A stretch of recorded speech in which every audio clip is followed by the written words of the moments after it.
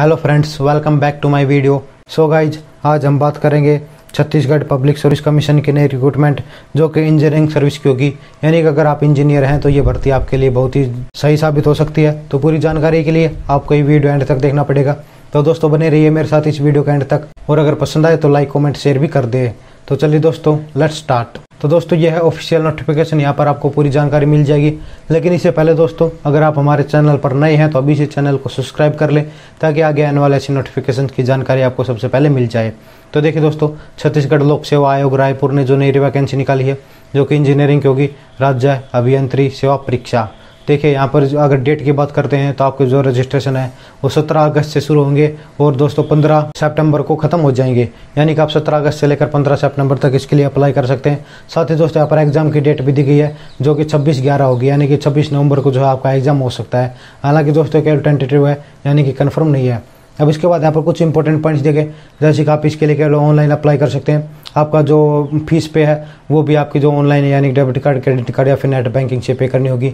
Date का जिक्र दोस्तों हमने पहले कर लिया है। साथ ही दोस्तों अगर आपको फॉर्म फिल करने के दौरान कोई गड़बड़ हो जाती है, कोई मिस्टेक हो जाती है, तो आप यहाँ पर 21/9 से लेकर 25/9 के बीच में अपना जो है मॉडिफाई करवा सकते हैं, जिसके लिए 100 रुपये फीस आपको देनी होगी। इसके बाद यहाँ पर वैकेंसीज का डिस्ट्रीब्यूशन दिया हुआ है, आप इसे देख सकते हैं। अलग अलग कैटेगरी वैकेंसीज का डिस्ट्रीब्यूशन दिया हुआ है। टोटल जो है 83 वैकेंसी निकली है।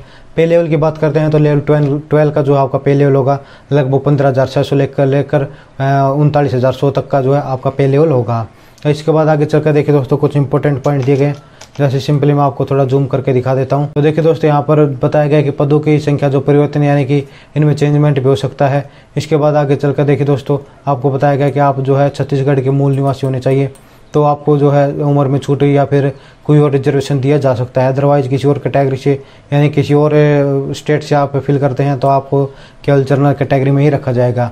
इसके बाद देखिए सिंपली अगर बात करते हैं सहायक अभियंता, यानी कि असिस्टेंट इंजीनियरिंग की एजुकेशन के बारे में बताया गया, तो आपके पास मैकेनिकल अभियंता यानी या फिर विद्युत, यानी कि इलेक्ट्रिसिटी या फिर मैकेनिकल इंजीनियरिंग की उपाधि होनी चाहिए, यानी कि डिग्री होनी चाहिए। साथ ही दोस्तों अगर आप सिविल से भरते हैं तो आपके पास सिविल इंजीनियरिंग की भी डिग्री होनी चाहिए। इसके बाद आपका यहाँ पर पे स्केल दिया गया, आप इसे पढ़ सकते हैं। इसके बाद कुछ इंपॉर्टेंट पॉइंट्स दिए गए। अगर उम्र की बात करते हैं, यानी कि आयु सीमा एज लिमिट की, तो दोस्तों आपकी उम्र जो है 21 से लेकर 30 के बीच में होनी चाहिए एज ऑन 1 जनवरी 2021। यानी कि आपकी एज का कैलकुलेशन 1 जनवरी 2021 को होगा और इस दिन आपकी उम्र 21 से लेकर 30 के बीच में होनी चाहिए। और दोस्तों अगर आप रिजर्व कैटेगरी से बिलोंग करते हैं तो यहाँ पर आपको उम्र में छूट भी मिल जाएगी। अब इसके बाद आगे चलकर देखिए दोस्तों, आगे चलकर जो पॉइंट नंबर 10 है, इसमें आपको खिलाड़ियों के बारे में बताया गया है। तो यहाँ पर खिलाड़ियों को जो है 5 साल की छूट दी जा सकती है। अब इसके बाद आगे चलकर यहाँ पर कुछ और पॉइंट्स दिए गए हैं, जैसे सिंपली बात करते हैं तो महत्वपूर्ण टिप यहाँ पर दी गई है।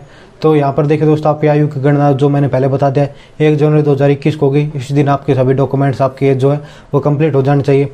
इसके बाद यहाँ पर कुछ इंपॉर्टेंट डॉक्यूमेंट्स के बारे में बताया गया। तो सबसे पहले आपके एजुकेशन के सर्टिफिकेट्स पूरे होने चाहिए। साथ ही दोस्तों उस पद के लिए अगर आपसे बैचलर की या फिर जोन सी डिग्री मांगी गई वो आपसे पूरी होनी चाहिए। अगर आप रिजर्व कैटेगरी से बिलोंग करते हैं तो आपके पास इसका कास्ट सर्टिफिकेट, यानी कि SC ST का सर्टिफिकेट होना चाहिए। अगर आप OBC हैं तो आपका नॉन क्रीमी लेयर सर्टिफिकेट होना चाहिए। अगर आप EWS कैटेगरी से हैं तो आपके पास इनकम और एसेट सर्टिफिकेट होना चाहिए। और दोस्तों अगर आप एक्स सर्विसमैन हैं तो आपके पास एक NOC भी होना चाहिए। ये सभी डॉक्यूमेंट जो है आपके पास होने चाहिए। अगर आपके डॉक्यूमेंट्स फर्जी पाए गए या फिर उनमें कोई गड़बड़ पाई गई तो आपका फॉर्म जो है रिजेक्ट हो सकता है। अब इसके बाद यहाँ पर कुछ और पॉइंट्स दिए गए हैं। अगर आप इन्हें पढ़ना चाहते हैं तो वीडियो को पॉज करके पढ़ सकते हैं। हालांकि दोस्तों मैं आपको बता दूँ ये इतने ज़्यादा इंपॉर्टेंट नहीं है, लेकिन फिर भी दोस्तों आप पढ़ सकते हैं। अब इसके बाद यहाँ पर चयन प्रक्रिया दी गई है, यानी कि आपका चयन कैसे होगा। तो आपका सिंपली 2 होगा। सबसे पहले आपकी परीक्षा होगी और उसके बाद आपका इंटरव्यू होगा। यहाँ अगर परीक्षा केंद्र की बात करते हैं तो दुर्ग, भिलाई, जगदलपुर, अंबिकापुर, बिलासपुर जो आपके परीक्षण केंद्र हो सकते हैं। और इसके बाद अगर फीस की बात करते हैं दोस्तों, ये सबसे इंपॉर्टेंट है। तो अगर आप जनरल, OBC या फिर EWS कैंडिडेट हैं तो आपकी फ़ीस जो है 400 रुपये रहेगी। लेकिन अगर आप OBC SC ST कैंडिडेट हैं तो आपकी फ़ीस जो है मात्र 300 रुपये रहेगी। और दोस्तों आपका जो करेक्शन फ़ीस है वो भी 15 रुपये ही रहेगा। अब इसके बाद आगे चलकर देखिए दोस्तों, आगे चलकर कुछ और पॉइंट्स दिए गए। तो यहाँ पर आपको बताया गया कि आपकी जो त्रुटि होगी वो सुधार भी पूर्ण तो ऑनलाइन होगी, यानी ऑनलाइन ही होगा आपका सब कुछ। इसके बाद आपके परीक्षा के संबंध में यहाँ पर कुछ इंपॉर्टेंट पॉइंट दिए गए। अब यात्रा व्यय की बात करते हैं तो आपको आने जाने के लिए कोई भी TA या फिर DA नहीं दिया जाएगा। लेकिन दोस्तों अगर आप SC और ST से बिलोंग करते हैं तो आपको यहाँ पर जो टिकट का किराया जो है वो दिया जाएगा। अब इसके बाद आगे चलकर देखिए, आपकी जो पेपर की स्कीम है वो यहाँ पर बताई गई है। तो ये आपका जो पेपर यानी कि आपका जो सिलेक्शन होगा वो 2 चरणों में होगा। पहले चरण में आपकी परीक्षा होगी और उसके बाद आपका साक्षात्कार यानी इंटरव्यू होगा। प्रथम चरण यानी फर्स्ट स्टेज की बात करते हैं तो आपसे बहुविकल्पीय प्रश्न यानी मल्टीपल चॉइस क्वेश्चन आपसे पूछे जाएंगे। और दूसरा जो इसमें अगर सिलेबस की बात करते हैं तो आपके 2 एग्जाम होंगे। पहले एग्जाम में सामान्य अध्ययन छत्तीसगढ़ से रिलेटेड कुछ इंपॉर्टेंट पॉइंट्स क्वेश्चन पूछे जाएंगे। साथ ही जो दूसरा प्रश्न पत्र है इसमें सिविल यांत्रिक विद्युत यानी कि सिविल इंजीनियरिंग, मैकेनिकल इंजीनियरिंग या फिर इलेक्ट्रॉनिक इंजीनियरिंग से रिलेटेड जो है क्वेश्चन पूछे जाएंगे। हालांकि दोस्तों यहाँ पर नेगेटिव मार्किंग नहीं रहेगी। इसके बाद परीक्षा के यहाँ पर देखिए दोस्तों उनका जो परीक्षा संख्या है, नंबर की संख्या, टोटल टाइम और अंक दिए गए। आप इसे देख सकते हैं। आपके जो दोनों एग्जाम है 150 प्रश्न पूछे जाएंगे, 2.5 घंटे के होंगे। टोटल 300 अंक जो है आपको मिल जाएंगे।